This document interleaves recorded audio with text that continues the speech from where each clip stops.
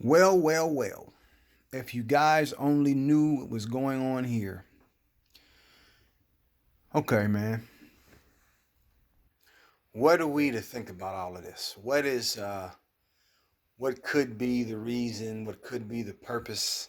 What are we to take away from all of these things? There's so much of this stuff going around, man. There's so many opinions, which, hey, it's all good. You know what I mean? Everybody stands where they stand in the earth.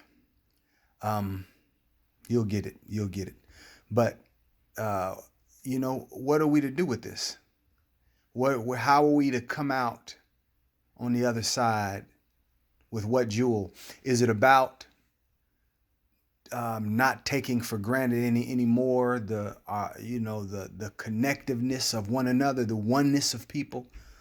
Is it about coming out on the other end and you know trying to shift the world yet again, trying to break down the biases, the prejudices, the greeds, all of these things? Is this what this is about? I would say no. I would say no. I'm a firm believer. I believe in God. I believe in God. I believe in the destiny of man by way of a plan that God has. And I don't think the plan is what we think. I don't think the plan is everything that tradition has eluded it was, in my opinion, the way that I feel that I've received what salvation means. I think it's this. I think God is showing us. I was listening to a segment a little while ago, and they were just pointing out all of the different people who live in America, and I'm speaking of the world, but I'm speaking, America. I live in America, so all the Americans, the black, brown Americans that don't have enough, that they are on the front lines as far as their work. They're cashiers, they're garbage collectors. They work at the grocery stores. They don't, they. It looks as if they're just the byproduct of other people's manifestations, other people's dreams, which we need. We need these people, to make this world, this thing go round. But if the whole purpose of the point of that segment was just to point out all of the deficiency that we have as people who don't have. So if you are struggling, if you don't have a doctor, if you don't have insurance, if you can't get over the hump of that thing, and the end result is you just toss to the side, you toss to the back, like people, less fortunate people, then what truly is what truly is life for? You know what I mean? What is life for? If you believe in the Bible, if you believe in Jesus, and one of the things that Jesus said, as I come to give you life and life more abundantly, even saying that from where he was in the time that was, and everything that was going on then, what could that have possibly meant? You know what I mean? What is God trying to show you about you and about this world, this classroom? If this is truly a classroom, then what do we learn? You know what I mean? What has God been trying to teach you all of these years, through all of these experiences? And this is what I believe. Everything is a seed. And I've said this lately, and I'm gonna say it a lot lately, because once it clicks in you, it's serious business. But everything is a seed. Everything grows by a seed. No matter if we're talking about food or agriculture, nature, whatever it is, even the things that we build here, in the physical world, everything is a seed. So if everything is a seed, then whatever seeds that are planted will grow. So if God knows that everything is a seed, and he tries to plug you into that system of knowing or belief, then you have to really, we gonna have to come to grips with what that really means, man, for our own life. Those of us who feel less fortunate, those of us who don't have, I mean, a fraction of what other people have, and it seems like that we suffer. Well, I'll say this first. We're all on the same playing ground as far as we're all going to have to meet up with a decision or a choice. We're all going to have to decide to plant some type of new life, whether it's, again, because of poverty, whether it's because of sickness, that money can't heal, doctors can't deal with it. I mean, even if you have the best of the best, you're still subject to a particular kind or whatever of growth. So you're going to have to know what it means to believe in and want to believe in a different world. Again, if that world is lack of any kind, if the world is sickness, if there whatever it is, even if it's changing the systems of the world, these things are still seeds too. Meaning, even though the earth is a classroom, some of us come here. Some of us show up here to change some of these systems, not because the world is going to be different in the end, but it's because you exercised your right and your ability as a son of God, as a daughter of God, and you put your foot forward and you became a co-creator in whatever method God is, or desire that God has chosen to birth through you, in you, as you, whatever. You know what I mean? So we're going to have to come to grips with what it means to be in the kingdom. And this is very important because you can plant seeds anywhere. You can plant seeds from the consciousness that you currently occupying, which is just a fact. You can plant seeds from a new place of consciousness. You can plant seeds at all times. But here's the truth. The kingdom is very important. The kingdom of God, the kingdom of heaven, is very important because you cannot expect to plant a different seed from where you currently view the world.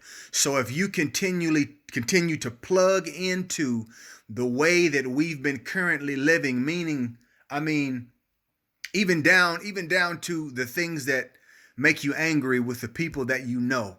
If somebody's wronged you and you feel the wrong and you decide to respond the way that you maybe always would have responded, or the world will respond, even if you feel like you've been abused. Most people say, you can't take abuse. Don't take people walking all over you. It's not about taking being walked on. It's about being able to see the truth in all of its layers. Most people do things because they're wounded and they're hurting, so they don't know how to disconnect from that place in order to respond or to react differently. They until you do. But the point is, in order to successfully create a new anything, you have to be courageous enough. You have to be courageous enough to not allow yourself to respond the way that you normally would, or that you see the world respond, or that people tell you need to do this because they shouldn't be doing this. These are examples of occupying the same consciousness that will not allow the world that you're trying to create to happen. I mean, it's just what it is. So when we talk about operating in God's kingdom, operating in a Christ mindset, and doing things the way God would do them, the way Jesus did them, you're going to have to be willing to totally do something totally different. Think totally different about a thing. Some people, I can imagine some people saying, well, yeah, Jesus did that and look where it got him. They beat him down, beat him so bad that he didn't even look human. Now, the difference with that is that was his job. That was his responsibility. That was what he was here for.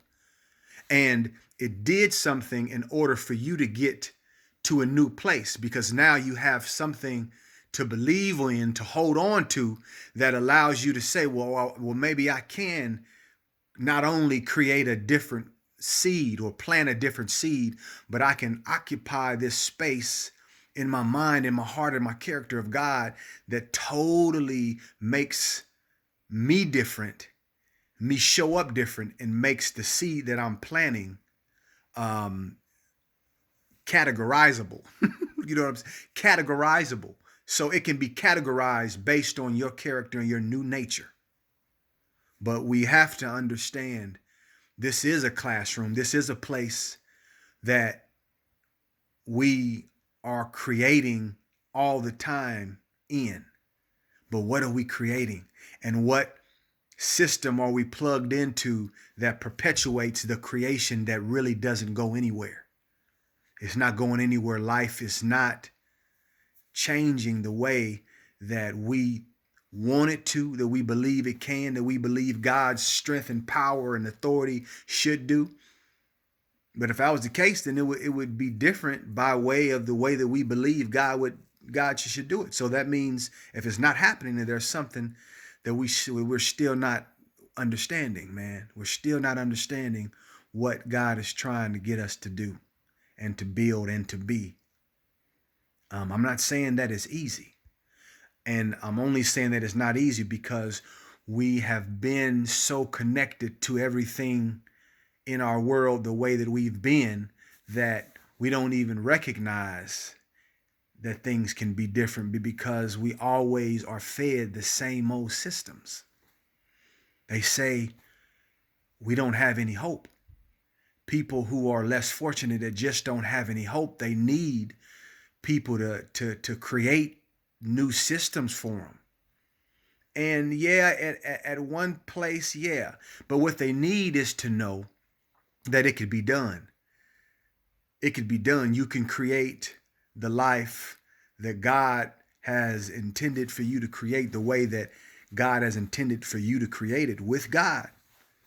But you have to believe it, and you have to decide to disconnect from these places that have kept you a slave to the enemy. So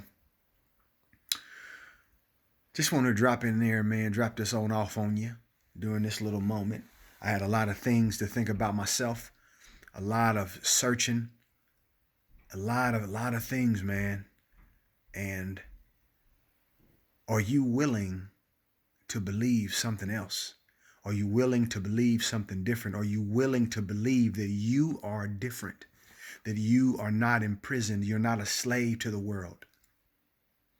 We have a lot of examples, but they still don't compare to the examples on the other side, meaning all of the people who choose to be slaves, to be imprisoned by fear and, I don't know, man, all of it.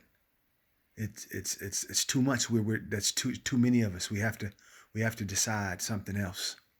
And all of you who know this, but you're still sitting on it because you don't want to look like a fool, because you don't want to be wrong. Man, you're gonna have to be wrong. You're gonna have to chance it, bro. All right, I've been on here too long. I'll talk to you. Peace.